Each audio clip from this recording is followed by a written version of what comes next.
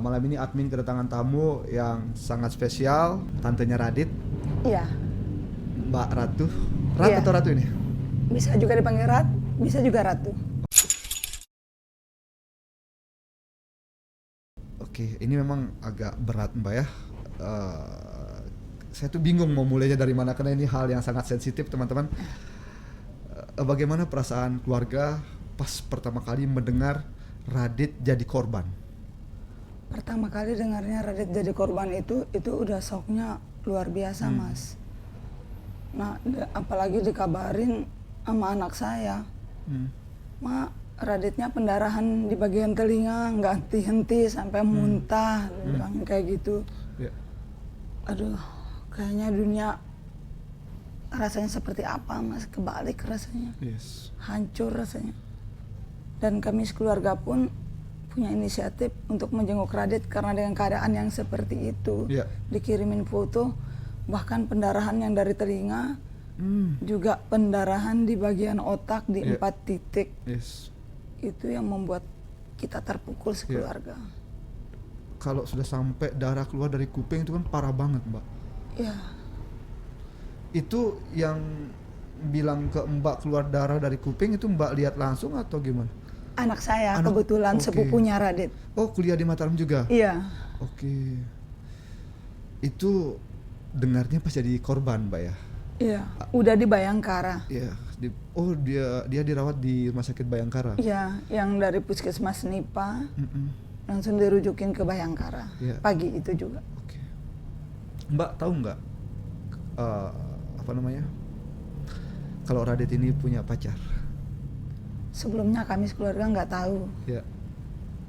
Taunya lihat di medsos juga pas ada pengakuannya Radit yang ditanya Ya. di Bayangkara itu. Mm-mm. Radit mengatakan kalau mereka jadiannya pacarannya tanggal 3 Agustus. Kita baru tahu kalau Radit udah pacaran. Yang kita lihatnya Radit ini kayak anak bayi lah, kayak anak kecil belum tahu apa-apa. Yes. Nah, pacaran ya tiba-tiba dapat musibah yang begitu besar loh, Mas, Iya. korban. Iya. Kan pertama kali begitu kabar ini menyebar kan Mbak, dikabarkan kalau Radit itu korban begal, Iya. dan hari ini tiba-tiba publik kembali digemparkan Mbak. Yang tadinya korban sekarang ditetapkan sebagai tersangka. Itu gimana pertama kali pas dengar kabar itu Mbak, pihak keluarga? Sempat malam itu kejadiannya kalau tanggal 20 ya malam Sabtu. Selesai sholat maghrib. Yes. Kebetulan anak saya yang cewek ini katanya mama rindu banget pingin ketemu Radit. Ya. Dia bilang mau ke kosnya Radit, ya udah ke sana tapi jangan lama-lama pulangnya. Ya. Saya bilang gitu. Sampailah di sana mereka teleponan sama saya ketawa ke TV. Ih mama udah nyampe, dia bilangnya. Sampai cerita-cerita mak kata Radit, kita terlahir sebagai anak laki-laki mungkin sengaja ya karena beban hidup kita ini terlalu berat. Kata anaknya tante itu. Kata disampaikan sama si Dipia ini. Ya. Berat yang dimaksud mereka itu baik dari terutama keekonomian loh Mas. Ya. Karena memang kami orang yang enggak punya. Ya. Terus Raditnya nyaut. Dipia, kalau kamu sama adekmu enak sekali ya terlahir perempuan. Hidupmu enak, tinggal minta aja apa-apa kamu langsung dapat. Beda sama kami. Terus di situ tetap aja mereka tertawa bertiga sama kakaknya Radit. Tiba-tiba mungkin ya belum 1 jam kemudian anak saya telepon, mama mati kita mak. Kenapa nak? Saya ngomong kayak gitu. Radit jadi tersangka, dia bilang kayak gitu. Saat itu Mas, saya berada di rumah saya berdua sama anak saya, Yes. si Bontot. Terus saya bilang sama anak saya, panggil bapakmu nak, panggil bapakmu. Kebetulan malam itu suami saya ke rumah tetangga, ada acara orang yang mau kawin tuh Mas. Panggil bapakmu, saya bilang. Dia lari, kemana mama? Itu ke rumah Pamanhan. Ada apa? Bilang suami saya. Kak, Radit dijadikan tersangka sama polisi yang ada di Nipa, saya kasih gitu. Kok bisa? Nggak tahu. Shock banget, anak saya ikut di situ di dalam perjalanan mereka menuju ke sana. Anak saya bilang, mama, di telepon mama, di sini banyak polisi, banyak intel, kami dibawa mama sama mama Mbak, katanya mamanya si Radit. Ya.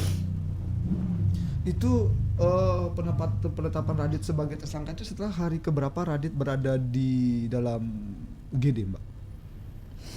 Itu udah keluar dari rumah sakit, keluarnya tanggal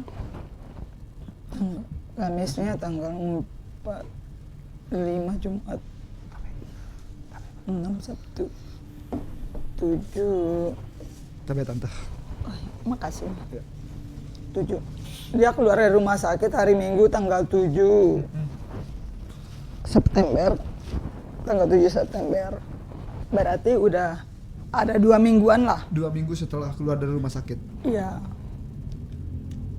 Di situ pun sempat anak saya ngomong, mama, Raditnya mau dites poligraf, tes kesehatan. Di situ kami tidak ada kecurigaan kalau tes-tes yang mereka lakukan dari pihak kepolisian KLU itu akan menunjukkan kalau si Radit ini sebagai tersangka. Oke. Pertama dijadikan saksi korban atau gimana? Kurang tahu juga, Mbak ya. Kurang ngerti juga Iya. Mas ya. Soalnya Cuman dari dipanggil aja. Iya. Oke. Soalnya dari awal-awal mereka selalu datang ke rumah sakit, tanya masalah Radit, tanya gimana kejadiannya. Radit selalu jawab semuanya. Oh, bahkan Radit ketika berada di dalam rumah sakit pun dalam keadaan kondisi yang sedang masih banyak luka-lukanya, bisa kita katakan itu tidak stabil, tuh polisi nanya. Gitu. Itu udah agak mendingan sebenarnya Mas. Pertama kali di Bayangkara itu udah mulai ditanya. Oke. Oh, pas awal-awal tuh langsung ditanya. Awal sekali. Sudah mulai diambil ditanya. keterangan ya? Ya, itu pun katanya nggak boleh tidur. Harus jawab pertanyaan-pertanyaan yang walaupun dia masih sempoyongan dan muntah-muntah juga dia saat itu. Selalu dikasih pertanyaan, tapi jawabannya Radit selalu saja bilang ada orang. Dari awal ditanya sampai kemarin disuruh reka adegan itu, jawabannya Radit tetap pada posisi yang pertama. Ada orang datang dari belakang. Iya, membawa bambu. Sebenarnya maaf Mbak ya, ini pertanyaan agak sensitif gitu. Iya. Apa yang membuat pihak keluarga itu yakin kalau Radit tidak mungkin melakukan hal yang maaf seperti sampai mengambil nyawa teman perempuannya ini, Mbak? Pihak keluarga yakin 100% Mas. Karena kami lihat Radit ini didikannya dari kecil sampai bahkan dia merantau ke desanya orang. Tidak ada satupun hal-hal negatif yang menunjukkan Radit ini akan bisa melakukan hal seburuk itu. Atau kalau nggak percaya mungkin kami pihak keluarga ya Mas ya. Bisa tanya ke di mana dia tempat menempuh pendidikannya, mulai dari TK mungkin, SD, SMA, SMP, sampai ke perguruan tinggi yang tempuh sampai sekarang. Itu yang membuat kami yakin bahwa Radit tidak akan pernah bisa melakukan hal tersebut. Saya dengar kabar kalau dia ini penerima beasiswa, Mbak. Iya benar. Berprestasi. Iya. Kebetulan dia masuknya di kelas internasional. Itu pun kami nggak tahu Mas. Setelah kejadian ini baru kami tahu kalau Raditnya masuk kelas internasional. Karena dia nggak pernah menceritakan apa kelebihan yang ada di dirinya. Kita baru tahu setelah ini. Setelah ada kejadian ini. Iya. Mbak, ya. Oke, saya dengar kabar tuh Radit itu nggak merokok, nggak apa gitu. Ya memang benar. Nggak pernah. Alkohol, minuman alkohol pun nggak pernah dia sentuh. Apa yang ingin Mbak sampaikan kait dengan kejadian yang menimpa keponakan Mbak? Ya, kami sekeluarga meminta tolong bantulah Radit dengan seadil-adilnya, baik kepada pihak pemerintah Sumbawa ataupun yang ada di KLU ataupun di Mataram Kapolda. Karena pihak keluarga sangat janggal sekali Mas.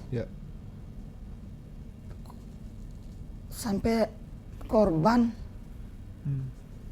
bisa dijadikan tersangka. Yes. Itu nggak masuk di akal, Mbak. Sama sekali tidak. Apalagi Mbak kan lebih paham itu Radit itu seperti apa dari kecil gitu kan. Dari bayi Mas, mungkin yang walaupun mungkin orang bilang ya itu keponakan, tapi bagi saya Radit ini saya anggap seperti anak saya karena dia dari bayi selalu sama saya. Yang walaupun saya tinggalnya agak jauh dari mereka, Iya. tapi tiap hari saya selalu ke Labuan, selalu Iya. ke Labuan. Malamnya saya baru balik lagi ke kediaman saya. Saya ingin tahu sebenarnya Radit itu seperti apa. Mbak sudah menjelaskan ke kami kalau Radit pada dasarnya nih anak baik-baik, berprestasi, bahkan ya bisa kita katakan tidak merokok, tidak Sama tahu sekali alkohol tidak. gitu. Iya. Jauh dari kata mungkin bisa melakukan tindakan seperti mengambil nyawa orang. Jauh sekali Mas, di luar logika sudah itu. Oke, Mbak Ratu, terima kasih sudah datang ke podcast kami. Ya, Terima kasih. makasih. Oke. Mas. Iya, makasih Mas. Assalamualaikum warahmatullahi wabarakatuh.